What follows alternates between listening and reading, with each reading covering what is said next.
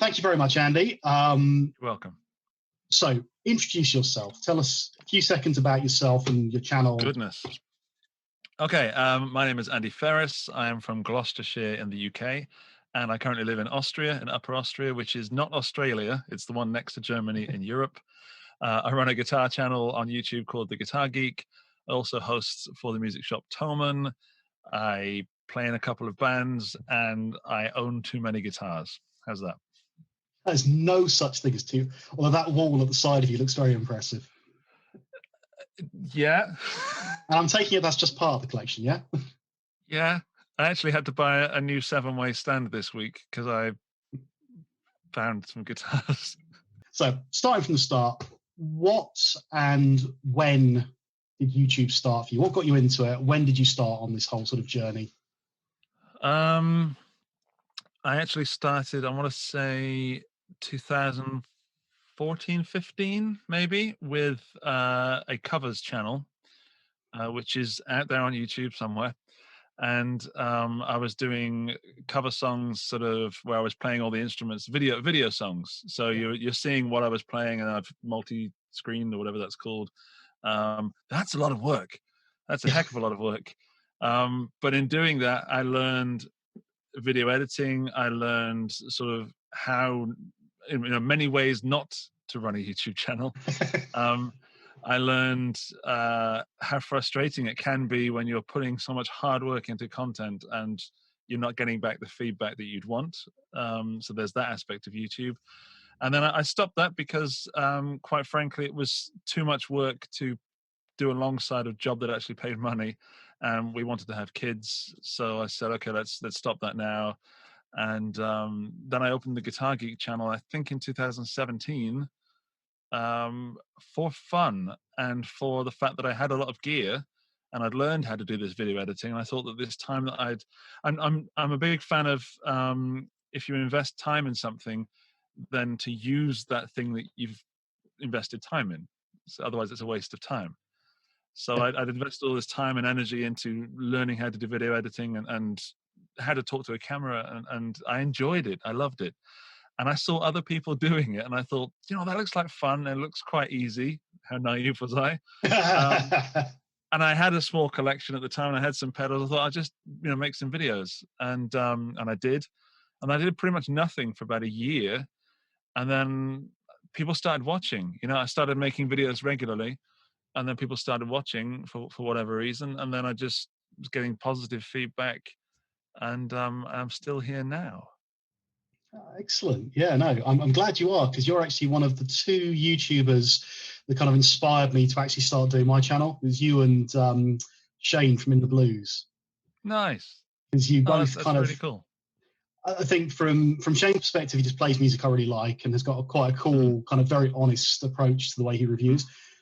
And with you, the honesty of your approach, but also the fact that you play like a normal human being. It's not kind of there's some guitarists you watch on YouTube where you think, I'm going to give up today. It's just not worth carrying on. And I just felt that people who played with a similar level of ability to me and were doing well for themselves out of YouTube as a kind of getting some following, it made me realize that you didn't have to be this virtuoso to be able to talk to people about guitars. You just need to like guitars. That's my thing. I love guitars. I like guitars. I am as good as I am. I'm as good as I can be with the time I have to rehearse. And I like that you've said that I'm just a normal person. That's an accidental approach, of course. I'd love to be better, but I do what I do, and I think it's not achievable, but it's reachable by many people. So I get put off when I see people flying up and down the fretboard, and it hurts. I'm like, oh, that pedal or that amp sounds great, but I suck. So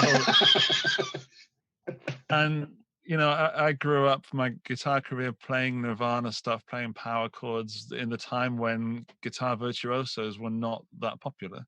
Same. I just, as I said, I love guitars, and yes, I get stick in the comment section for, hey, that guy can't play, that guy sucks. But you know what? I love it. So deal with it. Go and you're there, they're not. So. Exactly. Yeah. I mean, again, love what I do. I do what I do. I can't change that. I am trying to improve, and I am releasing a new series soon where I'm trying out different guitar courses, Oh, cool. and try and do different ways of learning, because there are certain things I would love to improve on, Yeah, like everything. But I know that feeling. Yeah, yeah. um, yeah, but as a self-taught guitar player, I realized there's some holes in my knowledge, and just now getting older, I would like to fill those holes for my own personal well-being. Yeah. The thing is, No, my channel will benefit from it. yeah, I mean, similar journey. I've been playing for 26 years, 27 years. And suddenly occurred to me a couple of years back when I started the channel, I don't know any theory. It's just like, I did the same as you. I grew up playing Nirvana, Green Day, all that kind of stuff, and then realized actually I don't know anything about how to play guitar. I'd pick it up and play it and do stuff, but didn't really understand what I was doing. So kind of some of the Sure. stuff that I've seen has really helped with that. Cool. Okay, so a proper question now. Is this now your full-time gig? Or if it's not, what was your full-time gig before this? Well, you're asking at a very difficult time. Obviously, this is going to be on the internet for Well, a yeah, while. obviously. Yeah, yeah. Um, I was teaching guitar, believe it or not. I was for a time what's called a community musician, where I use music to help children communicate through difficult emotional periods. So children that had like maybe parental issues or housing issues, or maybe they're just really naughty kids, you know. And so I was teaching from that aspect, not how to play the guitar, but how to use music to express oneself. Um, and then alongside the YouTube channel, and then uh, really wanted to make the YouTube channel my full-time thing. And as you can appreciate, and maybe people watching this as well, it's really hard to do that. And there are people with not that subscriber numbers are the be all and end all, but there are people with channels much bigger than mine who are still doing their day jobs and trying to make YouTube work for them.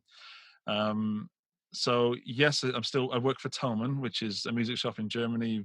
Many people have probably heard of them. Um, that it's what's called multi-stream income. So I'm a self-employed person. I just pressed my space bar then. Boom. Sorry. Do anything? There's another one. I heard a boom. So what I like to think is that I do many different things that put money my way, and I get to be near a guitar. Oh, I like that. So it could be the YouTube channel. It could be fixing someone's guitar that lives near me. It could be teaching someone, and not necessarily play the guitar, but how to be in a band, or how to mix something, or how to do something that I know. Again, back to what I said earlier about using the thing that I've invested time in to my advantage, and to actually use that skill. Or just talking to people like yourself, and rabbiting on. Yeah, well, yeah. It pays the bills. It's really hard. I don't want to get the violins out, but if you're going to do something like this, you have to be prepared to put in the effort. Um, if you're a really great guitar player, then you're not necessarily going to do well. It can help, but as you said at the beginning, we've established that I'm not a virtuoso, but I'm doing okay. What I do love doing, as you've probably gathered, is I love talking. And the biggest skill I have is bringing something in front of someone and talking about it, whether that be a pedal or an emotional state that you can bash a drum kit and bring that to life. Yeah, that's what you do with drums. You just bash them. I tell my drummer that. I'm very knowledgeable on the old drum bashing equation. Sounds it. I like it. But I know I haven't answered your question, because there is no real simple answer. No, actually, and that's quite the last question I'll ask you. That's quite an important segue into that later, because I think something that people don't realize about YouTube sometimes is, just having a YouTube channel and having 20,000 subscribers doesn't actually mean you're doing that for your job. It's not necessarily the be all and end all of your career. Some people are able to do it. I can't put that sort of time into it, various reasons. So you kind of just do it as a hobby. And I think people think that just being good at something means you're going to make money off it just by being on YouTube. And I think that's one of those kind of big issues that YouTube has, is lots of people who think they're going to be good at it and just aren't. I'm probably midway in those different categories if I just thought I'd put a YouTube channel out there and did the same as you, started doing covers, and then kind of thought, yeah, I can review stuff. I've got a load of gear. Let's just see what happens.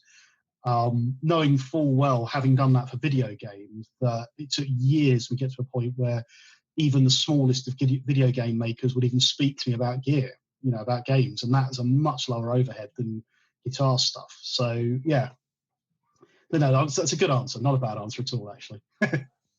Yay. We got an answer.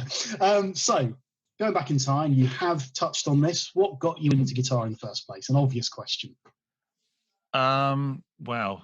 Well, my whole family on my mother's side are musical. Okay. My mother, I don't have a mother, I have a mum. On my mum's side, they're musical. They play brass. My granddad was a drummer in a band, a dance band from sort of 40s, 50s, and he was the lead singer and drummer. And I used to go with him to the British Legion in the local town. And he would play in the dance band, and I'd sit behind him and play his maracas or something, or just watch what the band were doing. So I was on the stage, and there was a guy on what I now know was a really beautiful 50s Fender Strat in tobacco.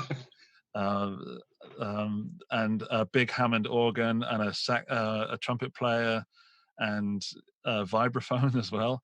Oh wow! No bass player, interestingly. They didn't, did they? They had guitars with the rhythm. That's what the whole rhythm toggle was for. And the organ was handling that bass frequencies. And my grandma was in the dance. She was dancing and living it up on the dance floor. So they had a very cool, and still do have a very cool relationship where that was mutually beneficial, Oh, wow. And I kind of got the bug from then, and I was putting on shows when I was 2, like in my kitchen and doing magic and doing anything, doing nothing, actually, just saying, hey, look at me, so and giving nothing. So I realized you actually had to do something for people to watch you. And then I forgot about it and got into computers and became really geeky and really nerdy in that sense, and was big into computer games and opening computers and then trying to put them back together again. And then my mum said to me, like, I remember saying one day you'll be interested in music. And I was like, not interested, Mum. She would try to give me lessons, and she's a proper teacher. She's Victoria College of Music piano teacher, a real musician. And I wasn't interested and couldn't do it. And then I hit about 12 and I found Nirvana. And I found that while I was at secondary school, I didn't fit anywhere, socially. Yeah. I wasn't particularly good at sports. I was academically pretty good, but nerdy. I was a really good pupil. I was really quite a bit of a swot, and I didn't fit anywhere outside of school. So I thought, well, much like making a YouTube channel, if nothing exists for me to exist within, then I'm going to create something, and then other people can join that.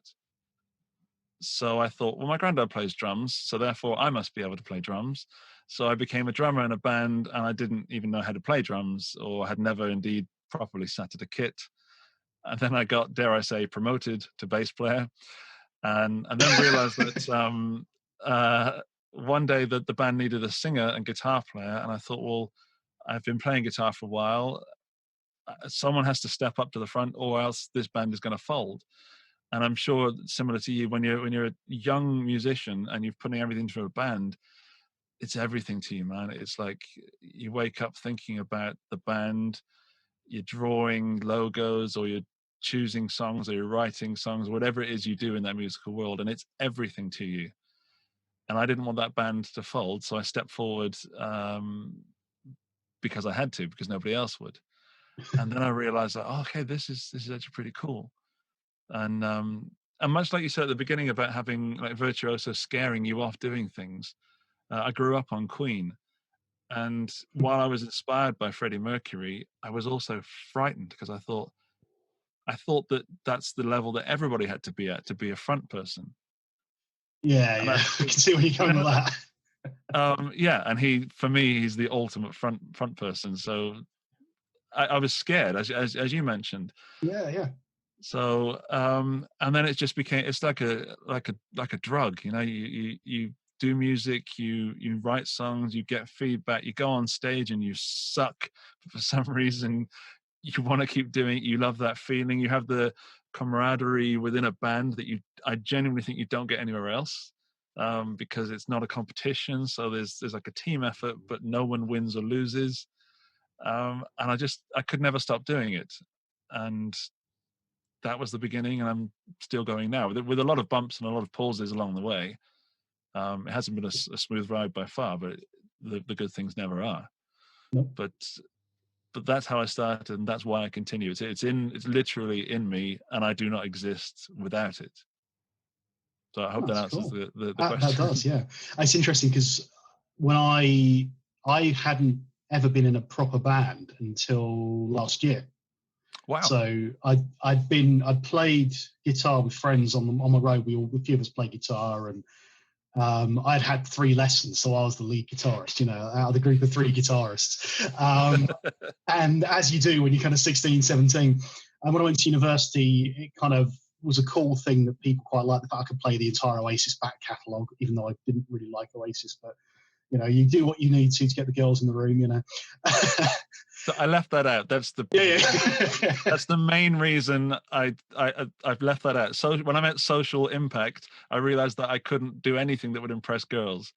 Yeah. Sorry. Yeah, no, I feel you. I know where you're going with that. To gear, why we're all here, and I'm just looking at your little wall of fame at the back there. So some really simple questions. I hope, probably not. What's your favourite guitar that you own?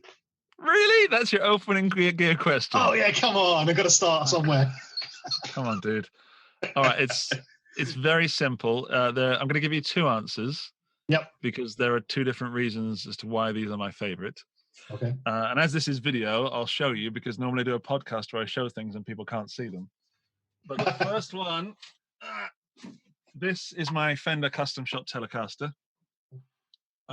It is from last year. I bought it last year, of course, from Tolman, and it joined me. You did a video, didn't you? I did, yeah. I should have done more, because I almost don't want to feature this on the channel because it's my personal thing. Yeah, Does that make sense? Yeah, it makes perfect sense.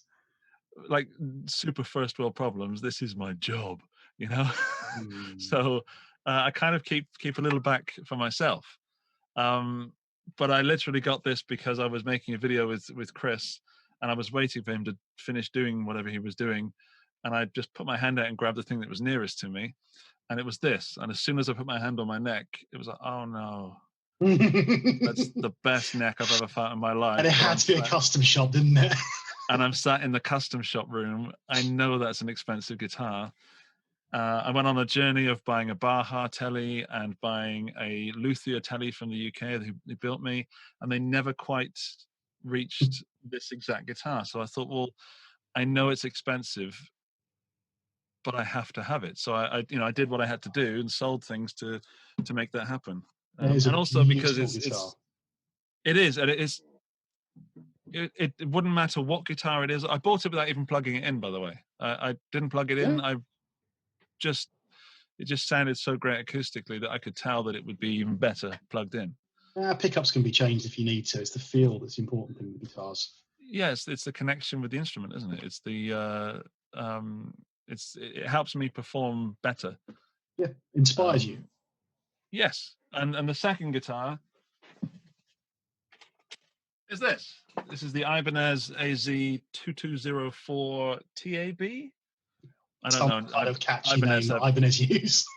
Ibanez have crazy. My camera's zooming in and out and doing all sorts of funny stuff. This is again a favorite for a different reason, and that is because if I could only have one guitar, it would probably be this one. Even though the telly's my favorite. This guitar achieves kind of almost everything tonally. Yeah. And it's got a roasted maple neck. So I've brought it in from like going to a gig and gigged in Austria in the freezing cold, and brought it in from the car, and it's still in tune. Nice. And it feels so. Again, it's the connection with the neck. It's not quite as thick and chunky as that telly, but it's quite hefty, and it still smells wonderful. And tonally, I'm not that happy with the pickups. I think the bridge The bridge could be a little less bitey, if I'm honest. Yeah. And then there's a Taylor 517 just there somewhere. There it is. That's the Nice. best acoustic guitar I've ever played. And that was another case of I played it on a recording and ended up selling a lot of stuff to finance that instantly. I have that problem when I go around to Jason's house, maybe guitars. So he lives near me and he makes the most beautiful guitars, and he gets me to test them for him because he doesn't play guitar. He's a bit of a Leo Fender in that respect. And every time I go around, I'm playing one, I'm thinking, oh no, please be horrible, please be horrible. Oh, it's not, damn. Yeah, I feel you, Brad. I feel you. Imagine working in a one of the largest music stores in the world. Oh man, yeah, I have to go there one day. It's got to happen. Yeah, although I might have to sell a child first. Just sell the most nourished one. They'll go for the most money. Yeah, the others want to be fine. She'll survive. Good. Okay, so following on from that, and this is a harder question on the whole kind of gear thing. One bit of gear, so pedal or something that you've got over the last few years that you think, if I had to kind of get rid of everything, I'd have my Telecaster and this. Okay, I always go with my gut reaction, even though I pretended to think about it then. Just I saw that. I'm impressed. Thanks. Because I was trying to think of something that wasn't this thing, but it's my Boss Katana amp. You're the reason I've got a Boss Katana. You're 100% the reason I bought a Boss Katana. Are you happy with it? I absolutely love it. Absolutely love it. Yeah, it's, again, in the sense that I would want the Telecaster, but the Ibanez does everything I need it to do. Yeah. If I could only have this in this imaginary world where I can only have one guitar and one amp, this terrible world, then a Katana kind of does everything, and does it, maybe not everything, but the things that it does do well, it does really well. Yeah, and it does enough to be able to get, I mean, I can't think of any situation where the Katana wouldn't fill the void of anything I've got. Yeah, I mean, if you're in a recording session, you'd obviously want something different, to get. I've used it for recording, but it always feels like a compromise, and I'm never quite happy with the tone. But live, you've got a pedal board, you've got a whole Boss collection of pedals at your service, and an amp that does a really good job of bringing that across. Yeah, that's another one of those things that people don't realize, is this whole idea of mix. Because I mean, I'm friends with lots, as you probably are, friends with pedal builders, and they send you stuff to look at, and you go, you're trying to say something about it, and you're going, it sounds great in my bedroom, but for the extra £60 or whatever it may be, it doesn't actually sound any different in the band situation to the much cheaper things I've got, or the Katana, because it doesn't. I think until I played in a band, I hadn't realised just how much of a difference a bass player makes to not needing to have kind of a pedal that fills the entire room with bass, for instance. Yeah. And you don't realise that until you start doing it for yourself, and you go, was it? I absolutely love some of the boutique gear, but in a band, it doesn't make a great deal of difference to some of the Boss stuff, or even some of the kind of the Mosky stuff or Donna stuff, because you don't need that fidelity sometimes. True, and it's funny that you should say in a band context, because the thing that I was trying to think of that wasn't the Katana is my boss. I get paid every time I say the word boss. I was going to say is my Electro Harmonix Big Muff Pi, the New York City one. Ooh. Because it was the first pedal I ever got that made me think, wow, pedals are fun and they do something, but playing that in a band context, you can't hear the guitar at all. As soon as I kicked that in, which led me to use it in conjunction with the wah pedal, but I would always sort of cock the wah and put the fuzz pedal on until I could find a sort of frequency range in which my guitar was listenable. And that was my part in the band mix. Again, I didn't know what I was doing, but I was doing what was necessary, and that's kind of my approach to many things that I do. Being self-educated and just picking bits of information from, now we have YouTube, to be an old man. We didn't have that back in the day, so I had to read books. Guitar magazines on the tab. I had to go to gigs and watch other people. And, I mean, the fuzz thing is fascinating because I've always hated fuzz. absolutely loathed it. And in the last couple of years, suddenly realised what it does and how to use it, because you kind of, that classic thing like the metal zone. People just turn everything to 11 and it sounds horrible. I've just got somewhere in here, can't see it off the top of my head, but the Big Muff Pi op amp that you suggested, funnily enough. Oh, it's such a good pedal. Great pedal, but again, when I first started in a band, I had a fuzz pedal that was my high gain pedal. I did the same thing, kind of press the fuzz pedal and just suddenly, where's my guitar gone? Did I unplug it? And you just can't hear it. The bass player just drowns you out, the drums drown you out. So it's kind of, you almost have a bedroom board and a gig board now. It's kind of... Yeah, there's a lot to be said for the,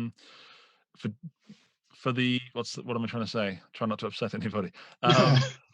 When I say bedroom players, I don't mean that as a derogatory term, because, but what I mean is to fully impart some knowledge as a YouTuber in the guitar world. I think the more experience you have in the world of guitar, the more use you are.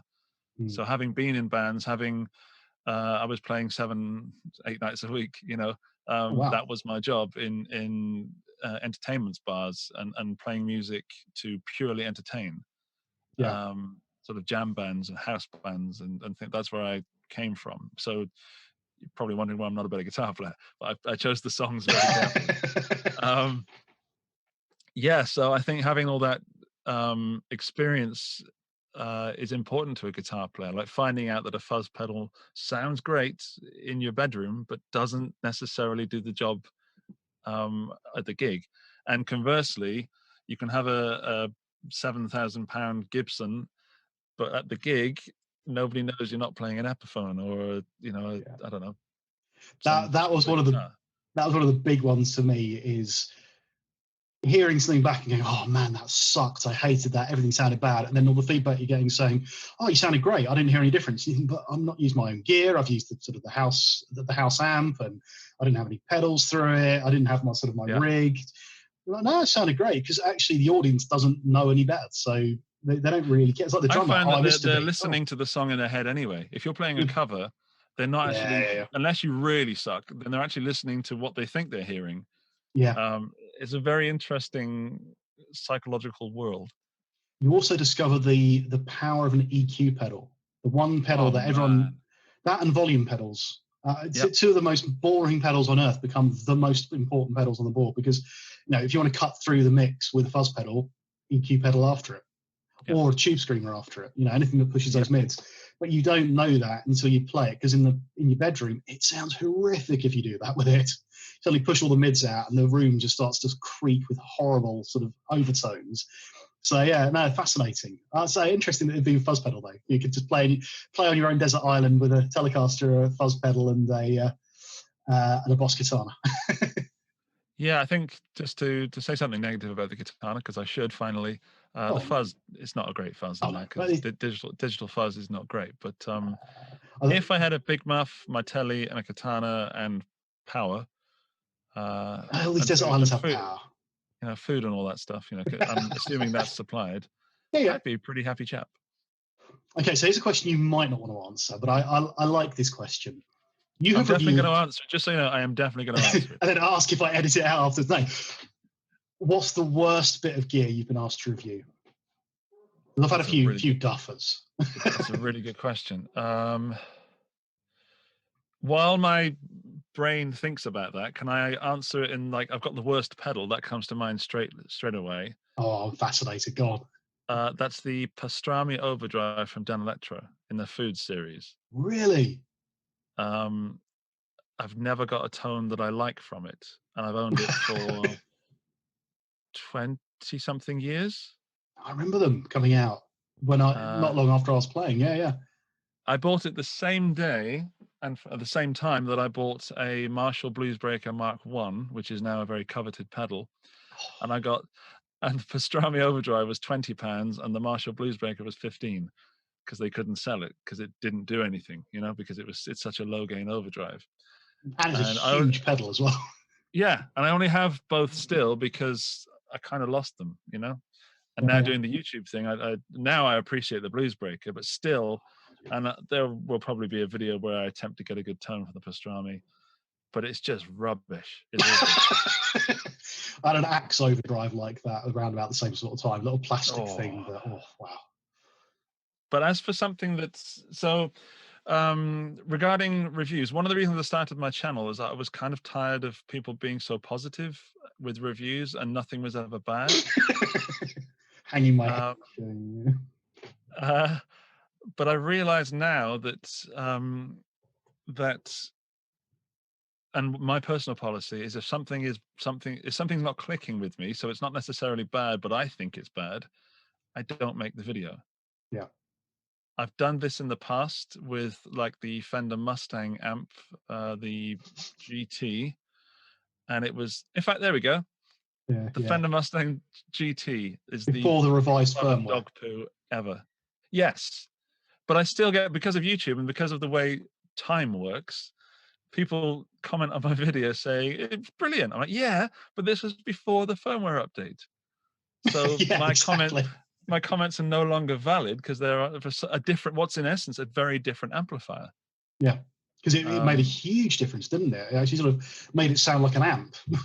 Yes, the same.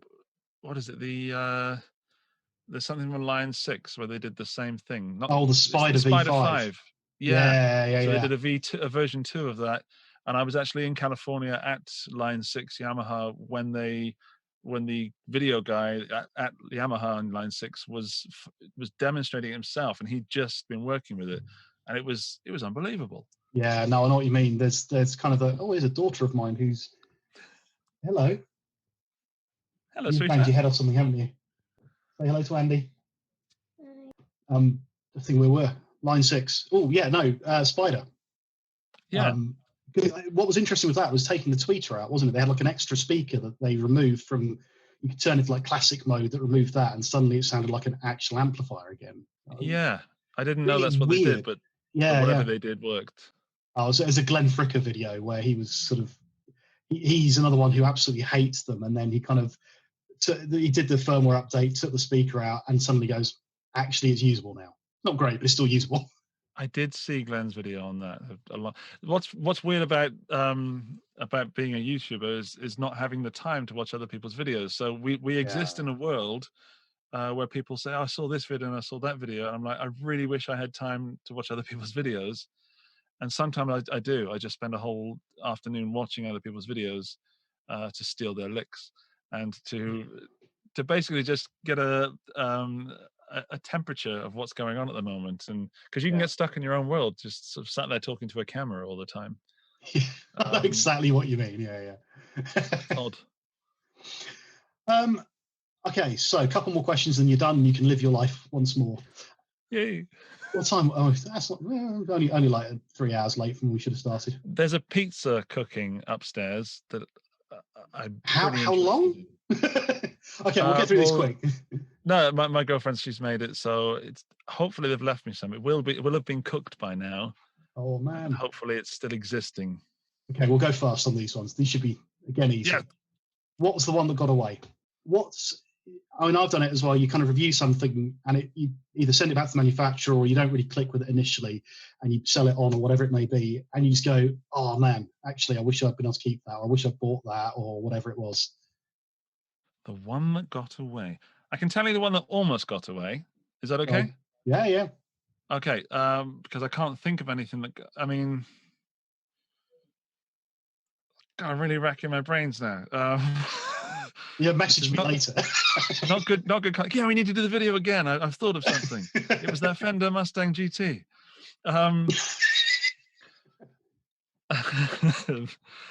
The guitar that almost got away, I had it up for sale. I did a video recently on this Czechoslovakian jazz box thing. Yes, I saw that. I put it through some distortion pedals. It was inappropriate rigs or something, which is a new thing I'm trying. And I had it for sale at the time, and I thought, well, just before I sell it, because it's taking up space and there's a bit of money there, I should probably make a video for it. Then I can justify having bought it at some point. And then I did, and then not only did I have immense fun with it, but the feedback on the video was really good, and people want to see the guitar more. So now I'm not allowed to get rid of that guitar because people have asked to see it more, which I'm happy with. even though it's a bit of a dog. But it's a total dog. It's horrible, but in a good way, you know. Yeah. The one that got away, man, that's really tough. See, for me, I had a Harley Benton. What was it? CST. So there were two. I had a CST 24 hollow body, the smoke grey one, and absolutely loved it. But the fretboard was just wrecked, and Toman are great. You send it back, and they send you. They didn't have any left in stock, so they sent me the Ocean Blue P91, and I love both of them. And I couldn't justify having them, so sent them back, and I literally every day regret sending either of them back. One of those things where I'd love to have them back in the house one day.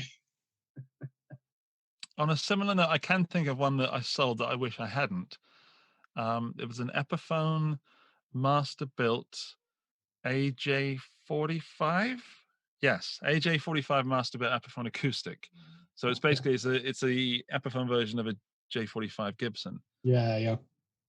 Beautiful guitar, lovely, very very similar to a Gibson in a sense that it has a tone rather than it's just a guitar, rather than just a box of wood. It had a tone that was really beautiful, and I was a bit strapped for cash at the time, and I thought I'll just get another one at some point. I fully intended to buy another one at some point, so I sold it, and then bought another one. I was finally flush at some point, and bought another one, and it was not the same. Yeah. And it was a totally different experience. And then I sent that one back and went to a music shop in Germany and tried out a bunch of them, and none of them were the same. And I realized they changed from Indonesia to China. Yeah. And it turns out the one that I had was a really, really good one. So that definitely got away. Yeah, that's a good answer. That's a killer. That is. Yeah, that sucks. Yeah. I mean, I have my Taylor now, so we're all good. But well, yeah, I mean, it's a slightly different beast. Yeah, as a gigging guitar, and I still see promotional photos from the band I'm still in. I'm like, I miss you so much. Come back. Okay, so on the home straight, I'm hoping this is a quick one because that wasn't. Worst experience as a YouTuber? This right now. Fabulous. Cheers, dude. I think probably. I think it's an ongoing thing that I think it's probably dealing with the negativity that people can just leave on YouTube. And it's not so much the dealing with it; it's the dealing with the fact that it exists. Yeah. So there's dealing with it. There's like, okay, this guy's called me a dick, and my playing sucks, and whatever, and stupid, and you're ugly, and yeah, or whatever. There's that, and dealing with it, and going, okay, it's just a bit of text on a screen. It's some pixels. Ignore it. But my real frustration is the fact that it happens, and not just to myself, but to many people. We all get it. Yeah, I think even on a small channel like mine, I still get my hat. I have a little hat that I occasionally wear, and like somebody just trolled me for that. And you think, well, surely there's more to your day than that. Surely. Yeah, that's. It's a mixture of feeling pity for the person, like there must be more to your day, but also frustration with YouTube as an organization, and the fact that I believe trolling comes a lot from people being incognito. So you can have any username you want, but then it exists on platforms like Facebook where there is their own name and it is linked to where they live and where they work, and it still happens to an extent. And whereas Instagram is totally different. Instagram's generally troll free. Yeah, I absolutely love Instagram for that. It's a much nicer environment for some reason. I think it's because on Instagram, everyone who's there needs to display something that they have an interest in. It's a different. I mean, I was big on Twitter for a really long time, and Twitter's exactly the same. You just just garbage that spews through Twitter these days. With Instagram, it's just a lot of creative people trying to be creative, and if you have an Instagram account, you've probably tried to do something creative, and I think there's just a different attitude towards it. I don't know. It's weird. Yeah, I think you're right there, and I don't know. I guess, I mean, I'm very open about mental health and things like that, and being on lockdown at the moment is really not a thing that I can survive well in, even though I'm warm, I'm fed, or there's a pizza waiting for me, I hope. I'm safe. Uh, but being stuck here is really hard for someone with a brain like mine. Mhm. And after having opened my YouTube channel, I did have a breakdown, and that was to do with my day job at the time, and many different pressures, and wanting this YouTube channel to work, and I just Yeah. burned out completely. Uh, and back then, dealing with negative comments was very tough. It went straight here. Yeah. Um, but I believe that you have to take some of it here, because if you don't, if it goes over your head, or you push it over your head, I think you I think it becomes too much of a job. I wish it weren't a part of YouTube, but it is. And sometimes people write negative things, and sometimes they're right. Um, Yeah. often they're right. But what I'm trying to say is that when you do YouTube, you've got to take everything. You've got Yeah. to take every part of it, and you've got to take the long hours. You've got to take the trolls. You've got to take, if you're going to take the successes, you've got to take the failures and the criticisms as well. Yeah. Um, but a good piece of advice, if I may impart it on you, that I read yesterday on something, was that never take criticism from someone you wouldn't ask advice of. Oh, I like that. Yeah, I like that a So lot. that's a nice way of dealing with it. You inadvertently answered the very last question. So the second to last question is, what's the highlight of your YouTube career? What's been the absolute best thing? This, Okay. just to counteract the negative. Um, has to be, geez, I mean, it has to be the moment I realized that what I was doing was worth something, and people were benefiting from it and enjoying it and having fun, and not liking in the social media term, but Yeah. It meant gaining. something to them. Yeah, like their day is better because of it.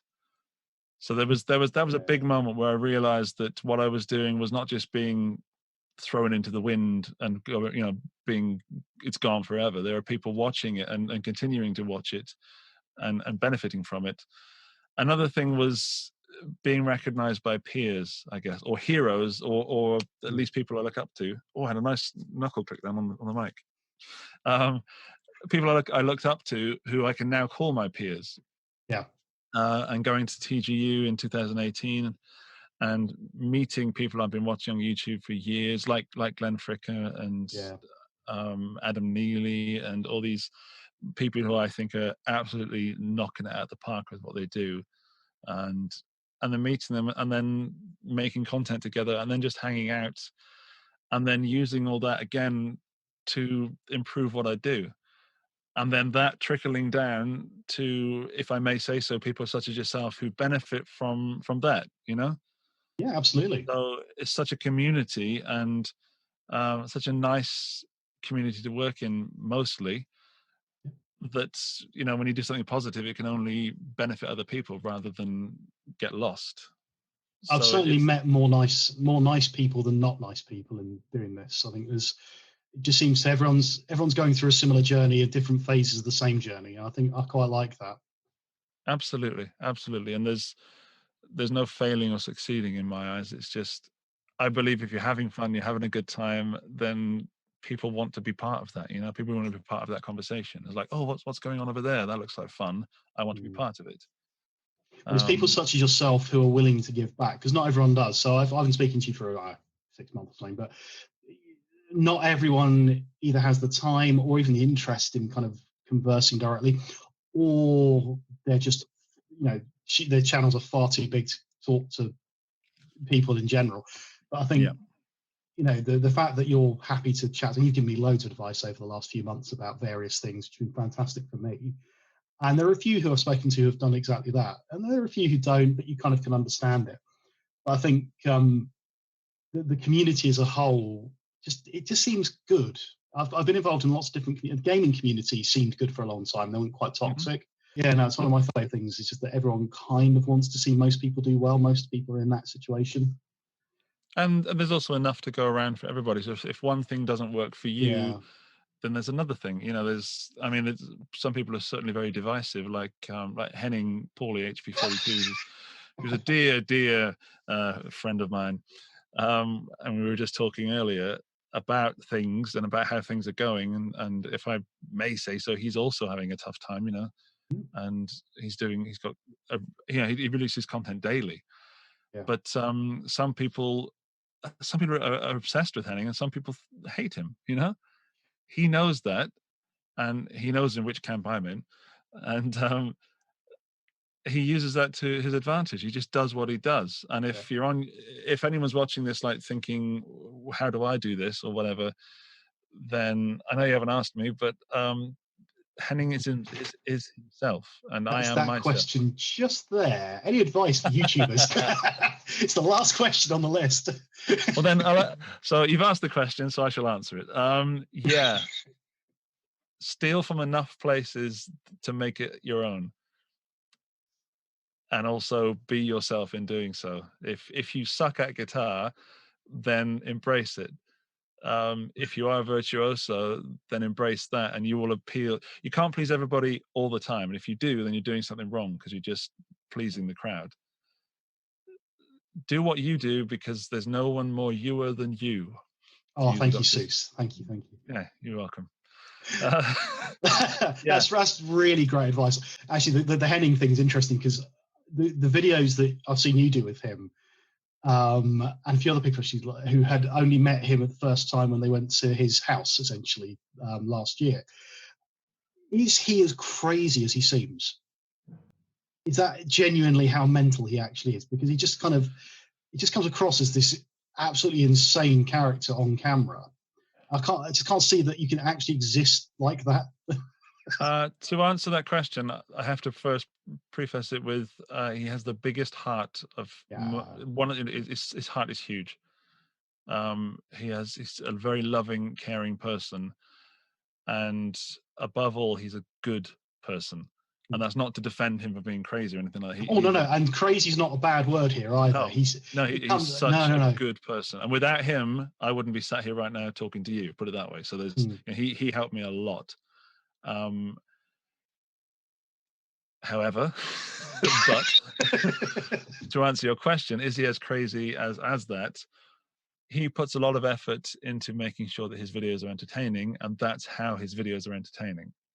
Yeah, you do sort of see some people, and he does look like the sort of person who almost what you see is what you get. You're similar. You come across as genuine and interesting. And I think that's why I kind of tend towards you. Ryan Burke's another one who I love his videos just because they're honest. No, Ryan's awful. No, he's let's get that straight now. All right, Ryan Burke is a monster, and he needs to be stopped. All right, so the Christian thing's just an absolute farce, is it? I don't care. He just needs to be. The planet would be better off without him. God, I hope nothing happens to him now. I was going to say, you just, of all the times of our history that you could say that, I might edit that out. You know, that might not make it into the final video. Please don't edit that out. Yeah, that's got to stay. That has to stay. Because, I was just thinking when you mentioned about sort of getting grief for being a bad guitarist, the amount of grief that guy gets. Oh, he owns it, man. He owns it better than. He's inspired me to own trolls and just sort of go, actually, do you know what? Let's have fun with this. Andy, thank you very much. You're very welcome. Thank you for having me on. I will make sure that there is a link to your YouTube channel down below. If you aren't subscribed to his channel, please make sure you do, because he is one of my favorite YouTubers. And I'm not just saying that because he's on the screen with me. And I'm sure I'm going to get to interview much better people than him later. But absolutely. I mean, start right at the bottom. You know, that's what I thought. Right at the bottom. Scrape the bell. Someone who was desperate, who needed a friend. Yes, needs some more airtime. Absolutely. No, thank you very much. I'm really pleased that you took some time out for this. Cheers, man. Bye from Hannah. See you later. Bye, Hannah.